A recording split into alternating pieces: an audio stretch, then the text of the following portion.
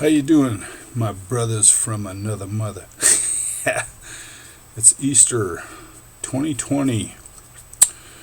This is Jeff from wickedoil.com, local AMSOIL dealer in the Nashville, Tennessee metro area, specific to Madison, Tennessee.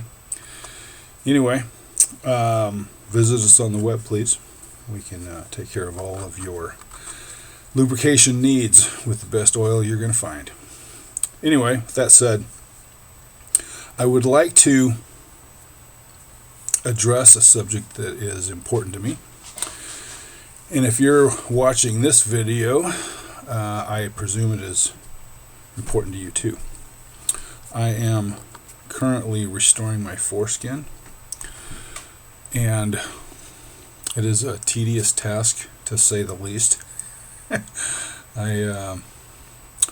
My mother had me circumcised, at the hospital, or maybe she didn't have it done. She allowed it. Anyway, I was circumcised quite, shall we say, tightly, meaning they cut off probably as much as they could get. Fucking assholes. Anyway, and I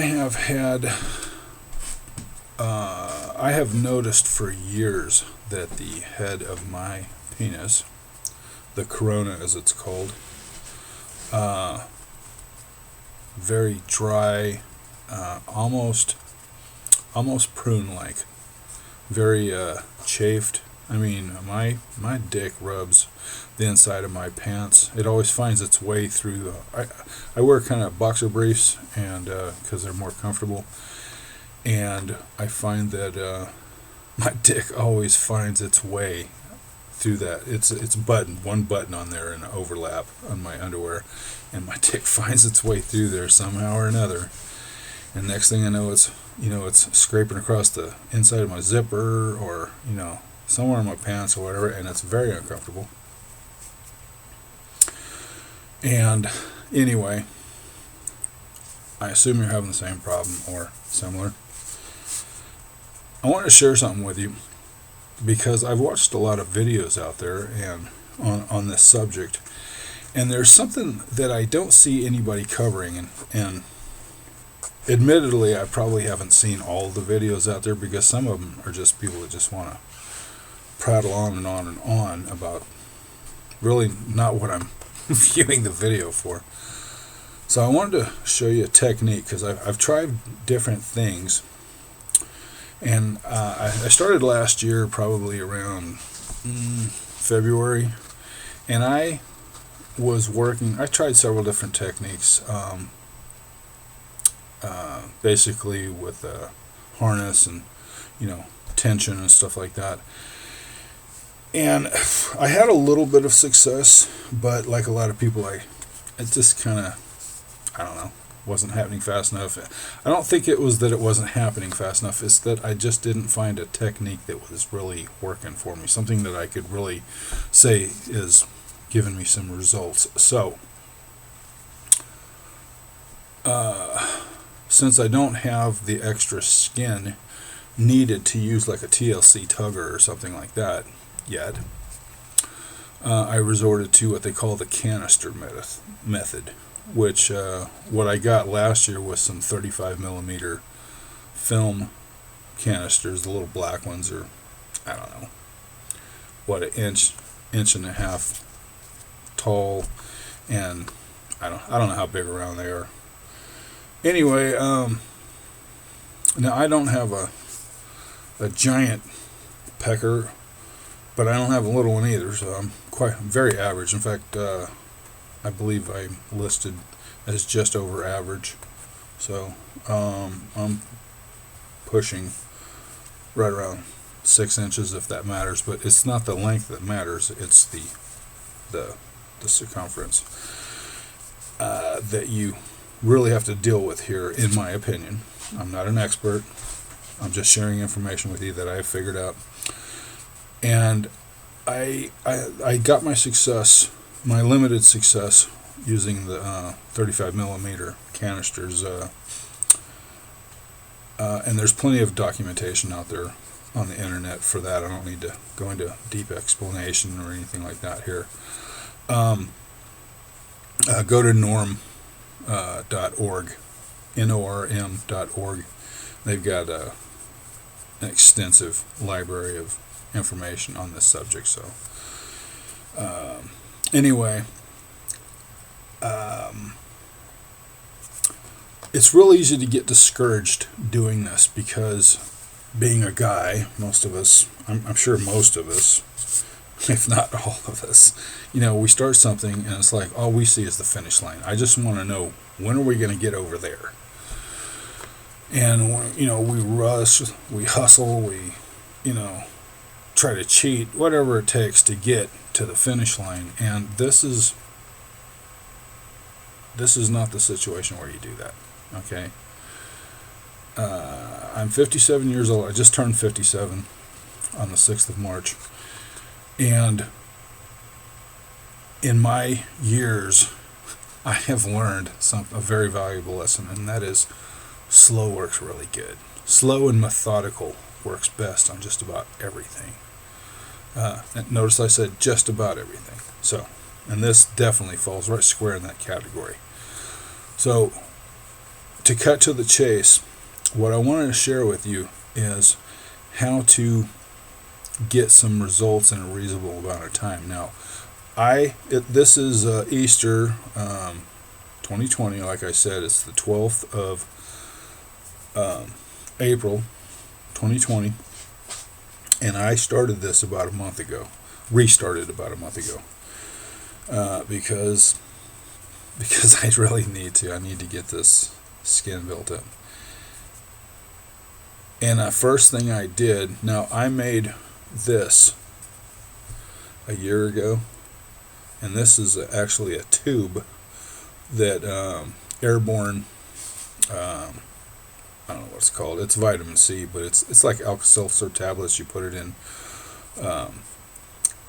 water and it fizzes up like Alka-Seltzer, and it's vitamin C. It's a big rush of vitamin C and a few other things. You can look it up. Anyway, now this tube is about half the circumference of my dick, and I'm using this on purpose. I have a couple made out of pill bottles and different things that I've tried, and I've got one where my dick will literally fit right inside of it, and it just barely touches the outside, and it's hard to get the skin over it. And I only used it a time or two because I thought about it and I went, if I do that, if I use something like that, I'm going to end up with this big fat sack of skin around my dick, and I don't want that. I want skin that fits nice and snug along the shaft of my dick and over the head, just like it would be naturally. Okay? In fact, I want it to be nice and snug so that as it sits over the head, that it actually, kind of does that number, so that it's kind of like, a tension, a door that keeps the skin, unless, for some reason it's forced back, it's going to keep my dick inside there, okay? And I plan to grow this skin until I have enough to at least cover half the head when I'm erect. I kind of want it to cover right close to the end. I don't really think I want to go beyond that, but that's another story. Here's what I wanted to show you. The reason why I'm using this, something that's half the diameter of my dick, maybe it might even be just a little bit smaller than that, but whatever. The reason why I'm doing that is because when I put my dick in here and roll the skin up, it'll keep that skin is probably pretty close to what it would be in its natural state. So, and I'm sure some jackass is going to make some stupid comments. If you're that adolescent, please knock yourself out. Whatever, it's all good. But I lubricate the inside, and I've tried it with different stuff, everything from can't even think of the name of that crap. It's kind of the high dollar hand lotions and stuff like that. And I got to thinking maybe that's might not be the best thing for that delicate skin, to be bathed in that kind of lubricant at all the time. I wish I could think of it. It's kind of along the lines of Jergens or something like that, but it's Curel. That's what it is. Anyway, I went to this other stuff that's a bit more water-based, and it's vitamin E and coconut oil, and it's the kind of stuff you put on your hands. I mean, it's for body lotion, but it's the kind of stuff you put on your hands, and it kind of like really kind of it gets in there. It gets into your skin. It doesn't just sit on top and then you have to wipe it off and the stuff. It actually gets in there. So as you can imagine, I have to apply it a couple times a day. Anyway, I coat the inside of this thing and with gel. I use Mefix tape. I will put a link for you down there. I wish I was selling it, because then I could get a few cents or $1 or something off of the sale, but that's not mine. I'm just telling you what I use. I use a 6-inch wide, and I think it's 11 yards or something like that, and it's got marks on it. I cut them off at an inch and a quarter strips, pull the back off, and one of them I fold it in half, and then I wrap the tape around here and walk it around, and just the whole thing, you just overlay it. That way you've got some tape for the skin that's on the inside to grab onto. And then I always have to take a finger, don't get any on the shaft skin, any of this lubricant, but I always have to take a little bit and just put a little bit on the head. And then I have to take this twice the size of this thing, so I have to make sure I'm completely flaccid and I have to twist this thing and get it to, it's a little snug, okay? But I get it on there down to a reasonable depth, and my head is usually about right around here when I stop. And then I will take the skin and pull it up and roll it up over this thing, and then I start taping. I get a tape around kind of low so that I'm really getting a good bite on the skin, and I pull it tight. I don't mean like I'm trying to strangle somebody, but right next to that. Okay, I put it on there pretty firm. Put that on there to where I got one little strip that's grabbing the plastic, and then I come along with another one and overlap that one and get more on here so that I get more on the plastic. That way I got a bigger bite. And then I come over with a third one that grabs on this side of the first one and grabs more of the skin, and I pull that one pretty tight. Now during the day, now with this you can still pee, you don't have to take it off or anything like that. You generally have to, at least at first, I had to sit down to take a whiz. Yeah, like a girl. Because it would kind of, this pee would kind of spread out. I've gotten to where if I just relax when I pee, don't try to force it out, I can get it, it'll come out in a stream and I don't have to worry about it. But I generally just sit down anyway with this on, because sometimes it's like when you try to pee in the morning with a hard on, and it's like you think you're aimed there and all of a sudden it shoots off and you're like, you're trying to, God damn it, that kind of shit. So and here's the important part that I wanted to share with you. Now, of course, we want to tension it. That's what these holes are for, because I have little clips that hook in there. And then I have a harness that goes around my neck. And I can put it on and I can tension it, and you don't need near as much tension as you think. And if you try to do that, what happens is you wake up after a couple hours and it's already popped off. It just peeled the tape off. Now I imagine as you get more skin grown and you can get higher up on this thing, you can get more tape down here that's holding the skin, and then you can get some more tension. But even then, I don't think you want to get stupid about it, okay? Because if you traumatize the skin, it's going to resist the growing, okay? Because that acts like scar tissue, and you can feel it when you do that, okay? So if you guys need any more clarification on how to do that, leave me some comments and I'll make a video for you, okay? I'm not going to hold my dick out there to show you, because I mean there's plenty of that crap already going on. But I can do you a demonstration and show you exactly how it looks. And don't be afraid. If you know your wife, your girlfriend, or your boyfriend, whoever, you know, talk to them. Let them know what you're doing. Okay, I told my wife right up front, look, this is what I want to do, and I'm probably going to need your help. And last year, she was taping me up. She was doing it for me. And I, tried different stuff, and she didn't really get the gist of it, of really how to do it until this time, when I started doing it last month. But just the very act of having your skin rolled forward and taped, you don't need to put tension on it, at least not at first. Just tape it, okay? Because just the act of your skin, instead of being like this, it's folded over and laying up here on the side and it's taped. You already got it out of position. It's already doing something that it's not normally doing. And let me tell you something, I don't even think it took a week. And at first I'm tensioning, I'm doing it every day. I'm, manually pulling on it, because you can grab the skin and pull it and tension it. There's all kinds of ways to do this. But the point is, you just get sore. It gets uncomfortable, and you can feel it in your skin. Your skin is like rebelling against it, okay? So, as a general rule, I do this every other day, okay? Because that way I give my skin a chance to relax and, rejuvenate and stuff like that. And I noticed within a week that when I didn't have it on, because, it's not like I wear it 24 hours a day. I do like to wear it at night. But I wear it to work too, and I'm active at work.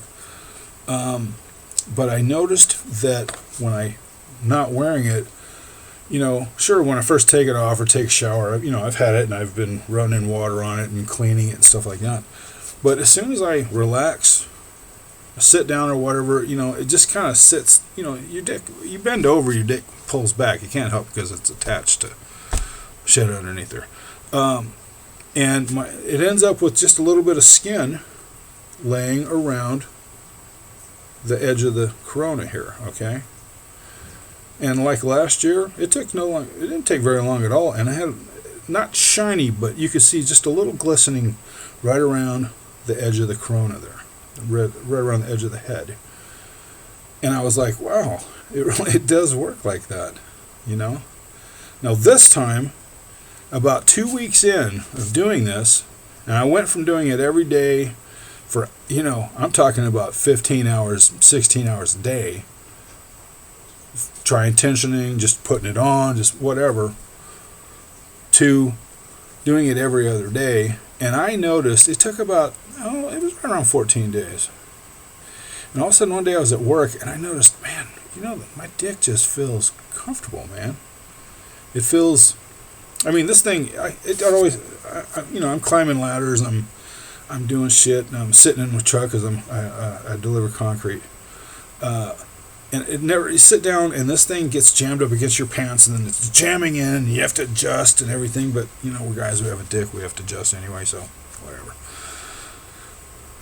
The point I'd like to make here is that just the fact of wearing this thing, and just the fact that when I'm not wearing it, the skin naturally starts partially covering the head of my dick. I have to be completely flaccid. Just the least bit of stimulation and it pops right out, okay? Which, you have to expect that. But when I'm completely flaccid and stuff like that, my head is already 1 month in, 2 weeks in, but now I'm a month in. My dick is actually staying probably, it's just the tip now that's hanging out. I don't even have anything to show you. Anyway, it's starting to take on, it's not shiny. It is when I first, I get home and I'm taking a shower. I always look in the mirror because I want to see how it looks from that angle and everything. And I'll pull the skin back, and now that we're a month in, 2 weeks in, it's starting to get, the skin the texture is changing, okay? 3 weeks in, it's getting more so. Tonight, I've been about a month, and I'm noticing that in the last few days, I've noticed that I just leave it folded, forward, which is what I want. And I'm noticing that now, they say it's supposed to stay dry in there. That's not true. And I don't have to have a, unmolested foreskin to know this. You have a fold of skin, there's going to be a certain amount of moisture there. It's natural body moisture.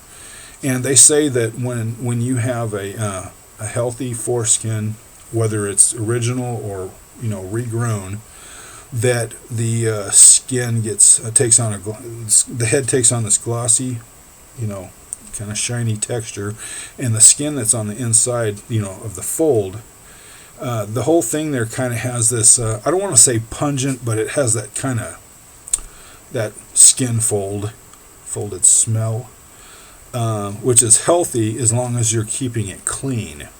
And I know that everybody says, I'm going to say it too, don't use soap and shit. Don't use a rag, any of that stuff on your dickhead. Pull the skin back, run your, we're taking a shower or a bath, whatever you do, and just use your fingers, and you'll feel it. It's not slimy, but it's got that moist feeling. Dude, I've had sex with my wife twice in the last 4 days, and both times my orgasms were noticeably better. Now, they're not like when I was a young man, but I don't have the muscle tone when I was a young man either, so. And we're already at 22 minutes. I need to cut this short, so I need to cut this off. So this is what I want to say. Number 1, be patient. Number 2, don't hang an anvil off your dick, okay?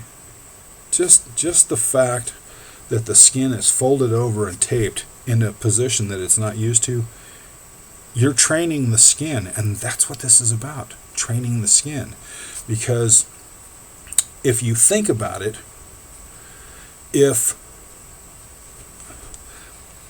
something, I've had a couple of skin grafts in my life, but I've also had a time when something, like I had a piece of skin and meat that was ripped on my body, and you put it back into a place and it's swollen because it's traumatized and everything else, but your body deals with it in that situation, okay? It deals with it and it compensates for what's going on. Well, there's no difference with this, okay? Seriously. And I wouldn't waste any time thinking that using a tube that's half the size of your dick is going to make your dick smaller. I really don't think it works like that. So I think I've covered everything. If you have questions, put them in there. It may take me a couple days. My apologies ahead of time. I'll do my best to answer your questions. Try to limit them to something reasonable. Don't ask me stupid questions, because if you ask me something, there's no stupid questions, but don't be a bozo about it, okay? I think I've covered this pretty well. But just know this, I promise you it works. I promise you it does. I don't have to be at the finish line to know that this works, because the sensitivity is up, the skin already folds over. It's working, man, okay? And if there's anybody out there that's impatient, it's me. I've learned my lesson about doing things slow, but I always have to relearn the lesson because I'm a guy, okay? Seriously, okay? Stick with it. Be methodical, okay?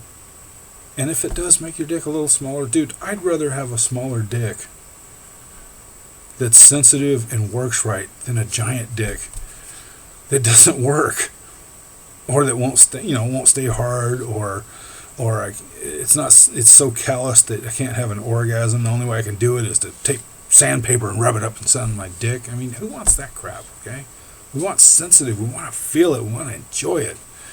And no matter if you're doing this, or making a trip across the country, or, or trying to eat elephant, man. Enjoy the journey. The journey is the good part, not the finish line. Now, we might make an exception for this, but the journey is what's important. The journey is the fun part. The finish line is just that. It's the finish line, and then it's over. The journey, the trip, that's the good part. Enjoy yourself while you do this. And that doesn't mean, beat off all the time. Okay? Seriously. Thank you and have a good one.